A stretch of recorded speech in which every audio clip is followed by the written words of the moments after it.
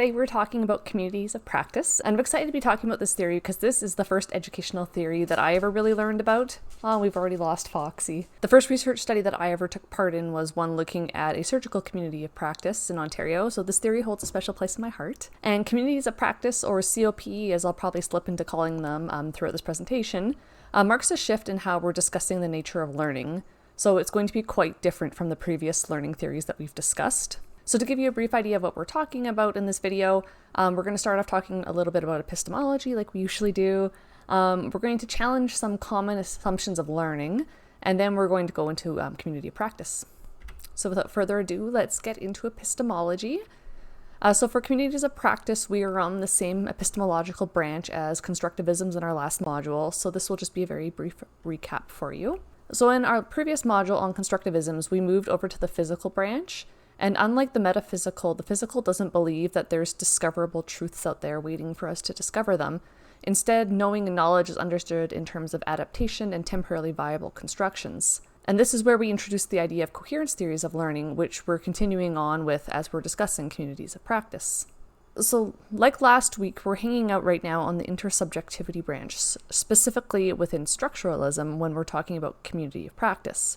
And within intersubjectivity, we're looking at how people construe their reality.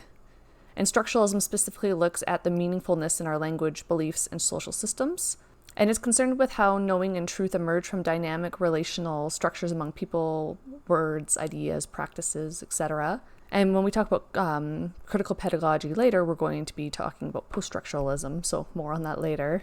So we're going into our discussion on communities of practice from the epistemological perspective, that we're once again looking at ourselves as educators as being in the role of a facilitator rather than, say, an instructor. And as we're discussing COPs, you'll likely see some similarities to constructivism and social constructivism. And that's because on a philosophical and epistemological level, we're talking about the same structuralism branch. So there will be some commonalities philosophically. But before we really delve into communities of practice, let's just take a moment to reflect on some of the common assumptions about learning. So just take a moment to reflect on the theories that we've discussed thus far in the class and your own experiences as a teacher and as a learner. So what assumptions are made about the nature of learning? What assumptions are made about our learners? For example, who are learners? And what does this mean for our teaching practice?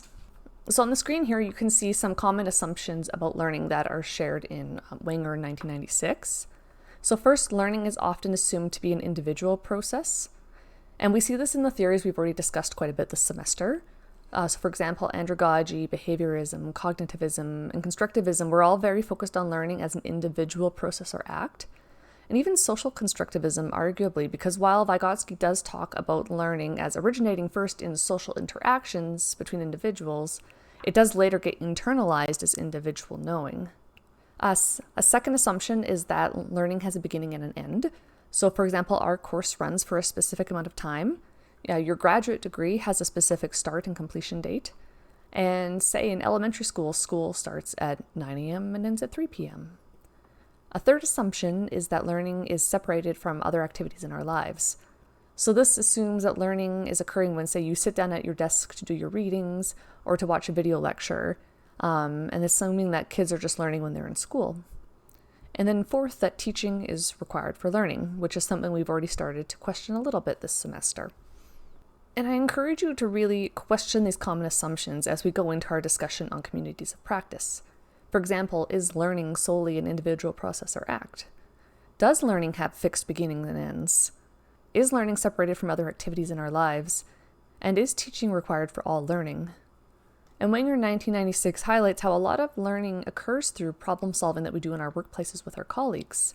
However, because of these common assumptions about the nature of learning, this often isn't recognized as learning, and community of practice challenges this assumption. And this article takes it a bit farther and asks us, well, what if we adopted a different perspective from these assumptions? One that places learning in the context of our lived experiences of participation in the world. So now that we've recapped what's going on epistemologically here, and we've started to challenge some of these common assumptions about learning that we've seen in some of the previous learning theories we've discussed, let's delve into communities of practice.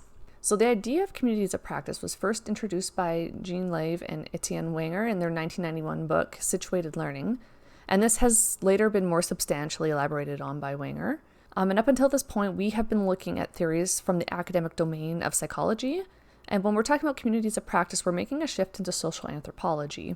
And communities of practice is a social learning theory that proposes that learning is integrated into practice.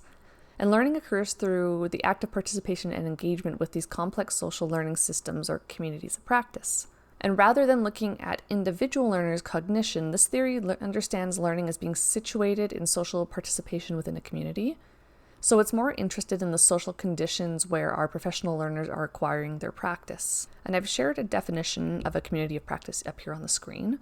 So a community of practice is a group of people who share an interest, a craft, and/or profession. The group can evolve naturally because of members' common interests in a particular domain or area, or it can be created specifically with the goal of gaining knowledge related to their field. And it is through the process of sharing information and experience with the group that members learn from each other and have the opportunity to develop personally and professionally. So some key points we can take from this is that members of a community practice share an interest, a craft, or a profession. They can evolve naturally, but they can also be created too to gain knowledge. Learning is occurring through sharing information and experience. And learners attune themselves to social practices rather than taking in information. This theory also looks at learning outside of the classroom, such as workplaces. And in terms of what the key characteristics are of a community of practice, this has evolved a little bit over the years, so you'll see both sets of these characteristics mentioned within the literature. So in Wenger 1998, they described this as being a mutual engagement whereby individuals in a community of practice interact with one another, and through this mutual engagement, they are able to create shared meanings. And members of a community of practice learn by sharing information and experiences, particularly tacit knowledge. The second being joint enterprise, whereby the group is working together towards a common goal. And then over time, communities of practice develop and utilize a shared repertoire of knowledge. This includes common resources and jargon that is used by the group to facilitate learning and negotiate meaning within the group. And this can even include things like inside jokes and shared stories. And then in 2002, Wenger and colleagues revised these characteristics to be domain, community, and practice. And these are fairly similar, but domain refers to the common ground within the group. So for example, what is the minimum level of competence for membership within the community?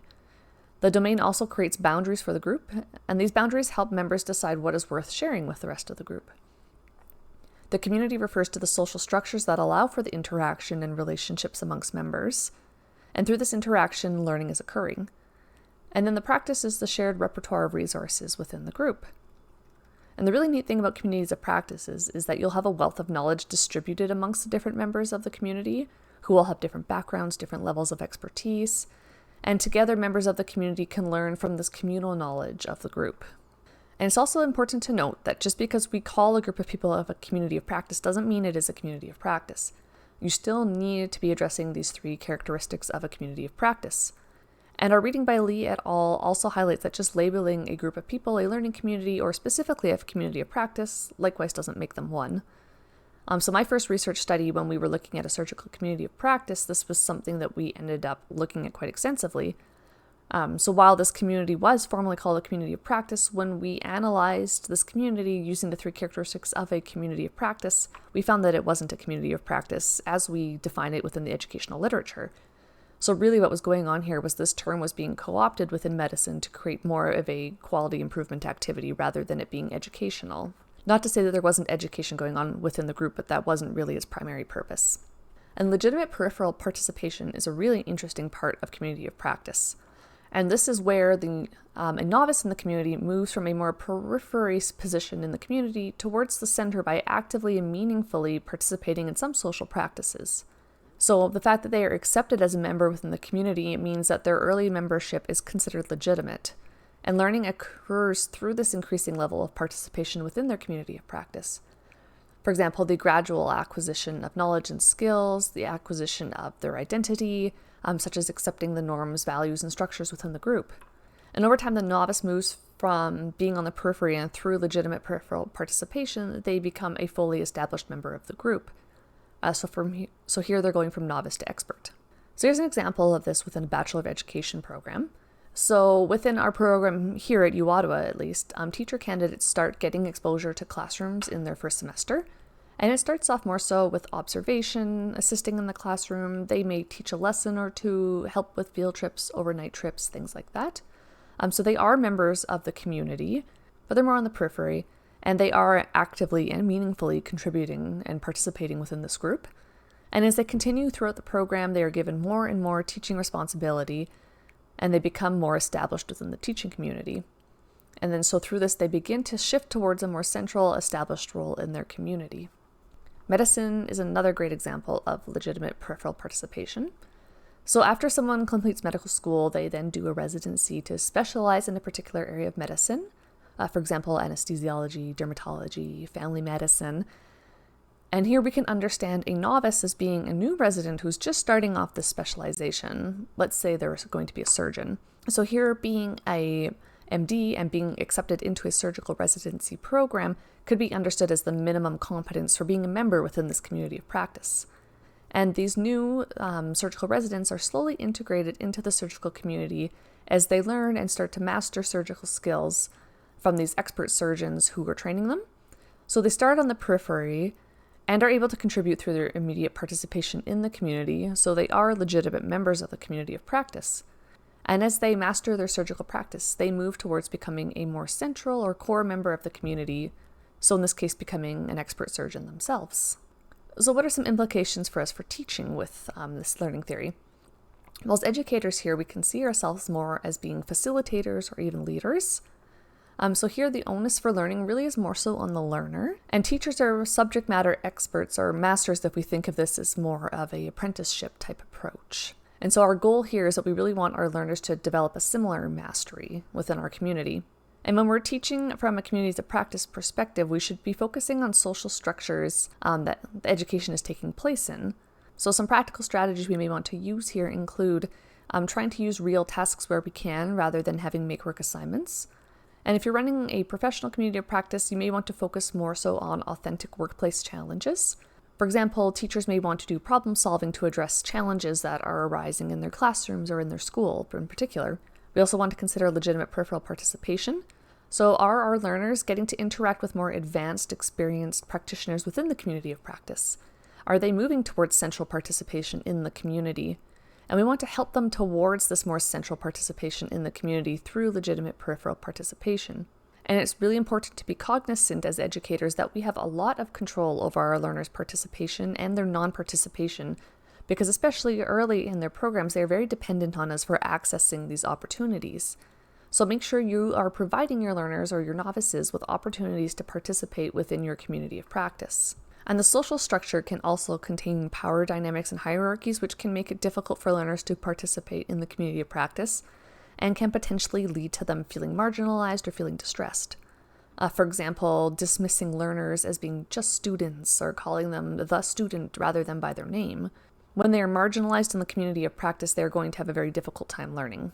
So keep in mind here with communities of practice that these learners are legitimate members in our community, and they are moving from a novice or a periphery to a more expert or central role within the community. Something else you may also want to consider is bringing communities of practice actually into the curriculum and using this as a way to help your learners understand their journey from peripheral to full participation in their community. And some helpful teaching strategies that can help you with supporting your novices or your learners in participating in the community of practice include role modeling, experiential learning, and reflection. And as educators, we can also acknowledge that informal communities of practice do exist within the formal confines of our education system or even our workplaces. And as an educator, we can nourish and help optimize these existing communities of practice. And for those of you who are interested in potentially starting a community of practice, say in your workplace, like your school or on your unit, this article shares 12 tips for starting a community of practice. Specifically, this article is looking at faculty development in medicine, but I think a lot of these tips would be very generalizable to a variety of different contexts. And this could be in creating a new community of practice, or this could be optimizing an existing one. So their first tip is to gather a core group of pioneers to pave the way for your community of practice. And consider bringing people in who not only have a passion for the area that the community of practice is addressing, but also respected leaders within your community and those who will contribute to creating a very collaborative and a very safe environment. Second tip is to articulate the goals or the values of your community of practice. This may initially be targeting a very specific issue that's shared by the community, For example, maybe you want to look at ineffective assessment strategies in your school. Or it could be something broader like curriculum design, research, or even career development. And then start with a specific task or project to work on. And here you may want to consider balancing the autonomy of the community of practice itself with institutional alignment. So what are the goals of the institution as well? Their fourth tip is to keep the community of practice open. And this includes not only letting new people join, but also fostering an open, non-judgmental atmosphere where members feel comfortable sharing. Their fifth tip is to invite members with expertise and a lot of experience, as well as those who are newer, for example, new teachers, because they can bring a lot of innovation and fresh ideas to your community of practice. 6, choose a facilitator. So in this article, they talk about having a facilitator for the group. Whether this is needed is debated, and it really depends on your group. The article we read, also by Trust and Horrocks, also suggested having a number of different roles and having different types of leadership within the community of practice. So this may be something you want to discuss within your group. 7, make it worthwhile. This includes for members of the community of practice, but also make it worthwhile for the institution. And then somewhat related, I would argue, is their 8th tip, which is working to ensure institutional support. So this includes things like getting a budget, space, technical support, and getting some protected time to devote to activities within the community of practice. Their 9th tip is to promote sustainability. So we want the communities of practice to be a way of helping professionals address routine problems, and we don't want this to be an extra burden that's being added to their workload. 10, communicate successes. This could be through newsletters, workshops, informal networks. This is not only really positive for members of the community and can positively impact their self-esteem, but it may also attract other people to join your community of practice. Their 11th tip is to go online. So integrating an online platform can be helpful and beneficial because it allows for more informal interactions and can allow conversations to continue beyond formal meetings. You may also want to have an online repository where the group can house some of those shared resources.